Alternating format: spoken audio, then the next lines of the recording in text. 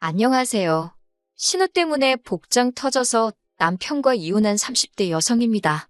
애도 있고 그래서 이혼까지는 안 하려고 부단히 노력했는데 무신경한 시댁에 헛소리 짓거리는 신우까지. 더는 감당이 안 되더라고요. 남편과는 직장 상사의 소개로 만났습니다.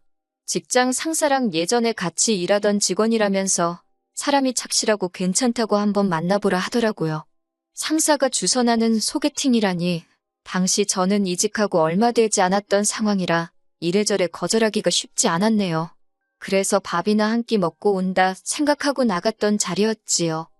하지만 남편과 저는 둘 다 취미가 테니스였고 또 반려동물 동호회에 가입해 있었을 만큼 취향과 성향이 비슷했어요. 그래서인지 말도 잘 통했고 같이 있는 동안에는 시간 가는 줄 모를 정도였지요. 이후로 저희 관계는 급속도로 발전하여 금세 사귀는 사이가 되었고 사귄 지 1년 반 만에 결혼까지 약속하게 되었습니다. 결혼 이야기가 나오면서 시댁에 처음 인사를 드리러 갔어요. 남편 말에 의하면 남편 나이 18살, 그리고 손이 신우 21살 때 아버님께서 급성위암으로 세상을 떠나셨답니다. 원래도 경제적으로 넉넉한 집안은 아니었는데 아버님이 돌아가시면서 급격하게 가세가 기울었고 이후로 어머님이 건물 청소며 식당일, 그 밖에도 온갖 자비를 하며 남편과 신우 뒷바라지를 해주셨다고 해요. 제가 인사를 드리러 갔던 그 시기에도 어머님은 마트에서 일하고 계셨고요. 그래서 남편이 어머님에게 아무래도 애틋한 마음이 있었는데 그거야 저도 저희 부모님께 느끼는 고맙고 죄송한 감정과 비슷하다 생각했습니다. 무엇보다도 부모에 대한 효심이니 제가 존중해야 할 부분이라고 생각했고요. 그렇게 만나게 된 어머님은 이렇게 표현해도 될지 모르겠지만 한눈에 봐도 성격이 보통이 아니겠구나 싶으셨어요. 목소리도 크시고 말도 솔직히 좀 함부로 하시더라고요. 당신이 당신 아들을 어떻게 키웠는지 아냐부터 시작해서 저더러 같이 맞벌이를 한다고 해도 여자가 할도리는 해야 한다. 나는 내 아들 아침 한 번도 굶겨본 적이 없다. 국이나 탕은 꼭 있어야 한다. 남자만 돈 벌라는 법이 어디 있냐. 아이고 정말이지. 그때만 다시 생각하면 바로 머리가 지끈지끈 아파올 지경이네요. 결국 처음 인사드리고 나서 제가 남편에게 결혼은 좀 더 천천히 시간을 갖고 생각해보자 했습니다. 드센 시어머니를 이겨먹어야겠다는 생각은 아니었지만 결혼하기 전부터 저렇게 당부하시는 것도 많고 바라는 것도 많았으니 제가 진짜 며느리라도 되면 죽어나겠구나 싶었거든요. 그러자 남편이 자기도 자기 어머니가 말투가 살갑지 않다는 건 잘 안다면서 평생을 팍팍하게 사셔서 그런 거니까 저더러 조금만 이해해주면 안 되겠냐 그럽디다. 게다가 이틀 뒤 남편이 손희 신우한테 도와달라고 SOS라도 친 건지 손희 신우가 제 회사 앞으로 찾아왔더라고요. 사실 신우랑 저는 정식으로 만난 적도 없었는데 회사 앞으로 불쑥 찾아온 걸 보고 적잖이 놀랐어요. 하지만 그렇다고 그냥 돌아가시라 할 수도 없어 얼떨결에 서로 안면도 트고 대화도 나누게 되었지요.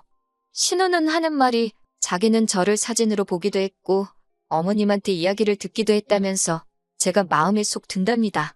그러면서 어머님이 혹시 좀 언짢은 소리를 하셨거나 쓸데없는 이야기를 하셨으면 자기가 대신 사과하겠다고 그래요.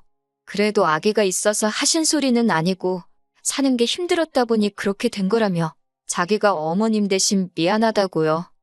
그래서 저는 결국 마음을 바꾸게 되었습니다. 어머님은 좀 어려운 분일지라도 남편도 내 편이고 신우도 나쁜 사람 같지 않으니 이 정도면 괜찮은 시댁 아닐까 싶었거든요. 경제적인 거야 남편이랑 처음부터 반반으로 해서 두 사람 힘으로 열심히 살아보자 했었으니 크게 문제되지 않았어요.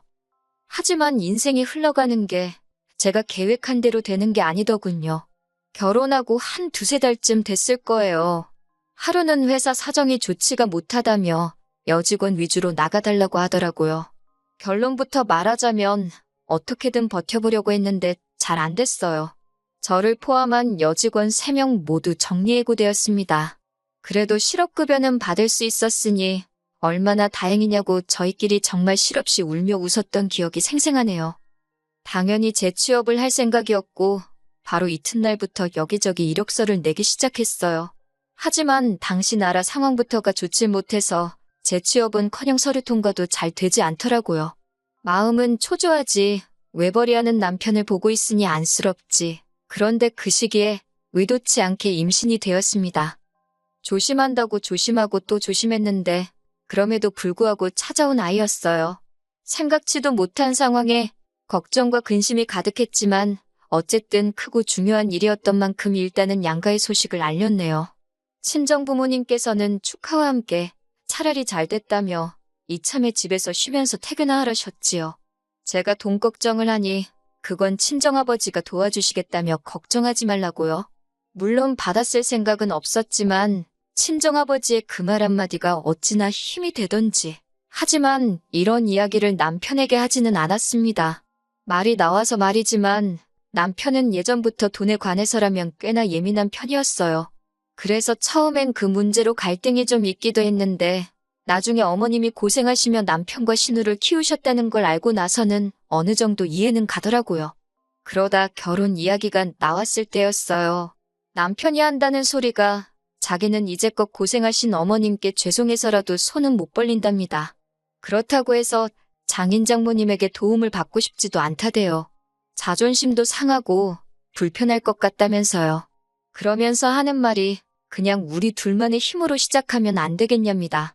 그리고 솔직히 그때는 제 눈에 콩깍지가 씌어도 단단히 씌어 있었는지 그런 남편이 독립적이고 책임감 있는 사람처럼 보였네요.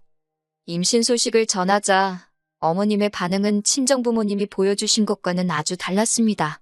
스피커폰으로 통화 중이었는데 어머님께서 하신 첫 말씀이 진짜 나을 거냐는 질문이었거든요. 생각지도 못한 소리에 그게 무슨 뜻이냐 하니까 지금 당신 아들 외벌이하고 있는데 저더러 조심 좀 하지 그랬냐고요. 그런데 모질이 같은 남편이 거기다 대고 그게 무슨 소리시냐? 그 한마디를 못하대요. 어머님의 말씀에 속도 상하고 충격도 받아서 애는 저 혼자만 들었냐고 한마디 해버리곤 저 먼저 방으로 들어와 버렸어요. 그리고 얼마 지나지 않아 남편이 들어오더니 한다는 소리가 어머님께서 노파심에 하신 소리라며 저더러 어머님한테 말 좀 사근사근 할 수 없겠냐고 그래요. 그 소리를 들으니 정말 화가 머리끝까지 뻗쳤습니다. 그래서 남편더러 한마디만 더 하면 그 입 찢어버린다고 했더니 놀랬는지 더는 아무 말도 안 하대요. 임신한 지 5개월쯤 되었을 때 있었던 일입니다. 저는 그때도 입덧이 심했어요. 그래서 먹을 수 있는 음식이 몇 가지 안 되었지요. 그런 와중에 어머님의 생신이 되었고 저는 남편더러 혼자 다녀오라 했어요. 그런데 그 소식을 들은 신우가 아무리 그래도 어떻게 며느리가 안 오냐면서 그러면 어머님이랑 신우랑 신우 남편이랑 해서 저희 집으로 오겠다는 거예요. 제가 남편더러 절대 안 된다고 싫다고 했지만 남편이 자기 누나가 너무 강하게 밀어붙여서 자기가 말을 못하겠다나요. 그러면서 그래도 외식할 거니까 집에서 뭐 안 해도 된다고 조금만 참아달라대요. 진짜 욕이 목구멍 끝까지 올라왔지만 뱃속에 있는 아이를 생각하며 참고 또 참았습니다. 그렇게 어머님 생일 당일이었어요. 저녁 5시쯤 되니까 신우네 부부와 어머님이 도착했지요. 현관을 들어온 신우가 무슨 자기 집 들어오듯이 옷을 벗어서 아무데나 내려놓고는 부엌으로 직진을 하더라고요. 그러더니 저를 보면서 진짜 아무것도 안 했냐고 그러는 거예요. 어떻게 시어머니 생신인데 아무리 입덧이 심해도 그렇지 미역국도 준비를 안 해놨냐면서 대박이라고 빈정거리대요. 어머님도 말씀으로는 미역국은 무슨 미역국이냐며 어쨌든 이렇게 모였으니 좋다 하시긴 했는데 표정은 좋지 않더라고요. 그러고선 뭘 먹을 거냐 이야기가 나왔는데 어머님이 곱창이 드시고 싶답니다.